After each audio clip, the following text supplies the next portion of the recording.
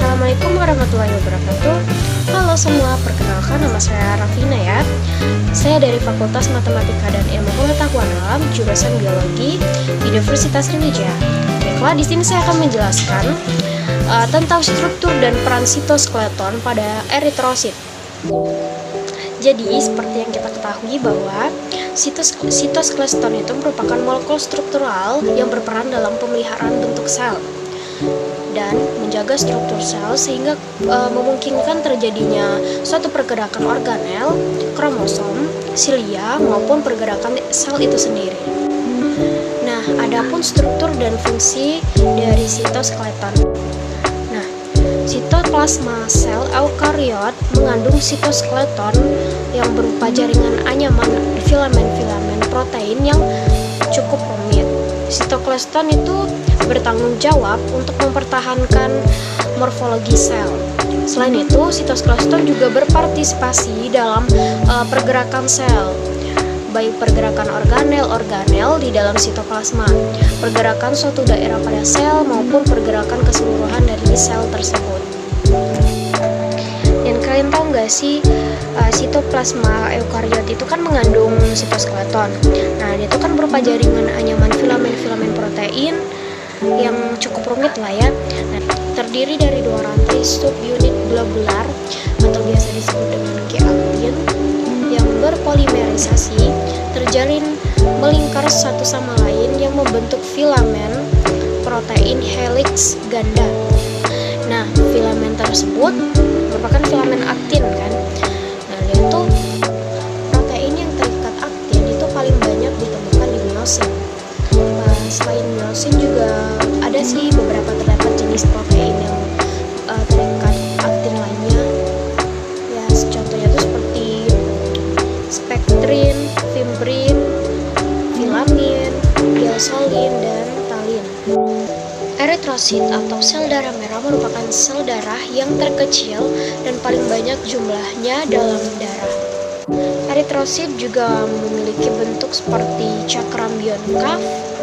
Nah, cakram bionkaf ini menyebabkan eritrosit memiliki permukaan yang luas untuk menunjang fungsinya. Fungsinya sendiri itu melakukan pertukaran gas di jaringan tubuh. Nah, dalam perkembangannya di sumsum tulang, eritrosit ini mengalami kehilangan inti sel selama organel sebelum masuk ke sirkulasi sistemik. Rata-rata umur dari eritrosit pada manusia itu 120 hari. Nah, yang dimana pada saat mencapai umur tersebut, eritrosit akan mengekspresikan sekelompok oligosakarida di permukaannya yang mengakibatkan eritrosit tersebut akan hancur oleh makrofag di limfa. Nah, selain di limfa, dia akan hancur di sumsum tulang dan hepar atau hati.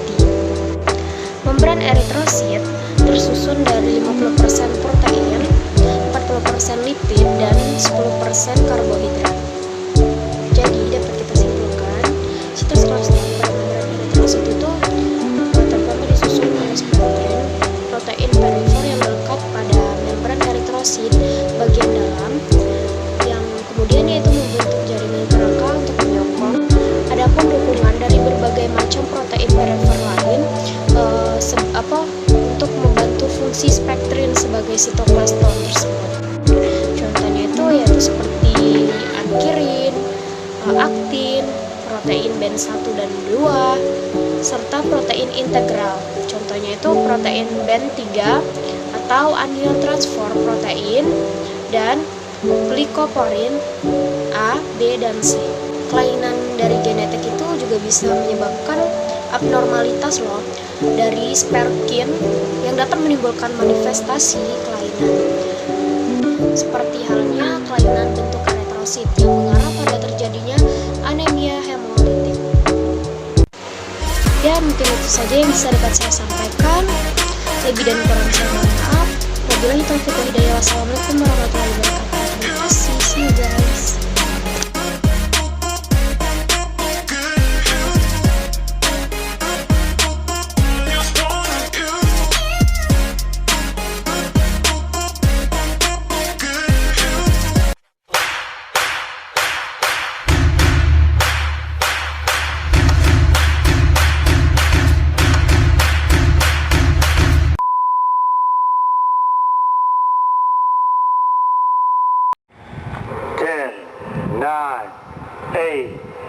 7, 6, 5, 4, 3, 2, 1.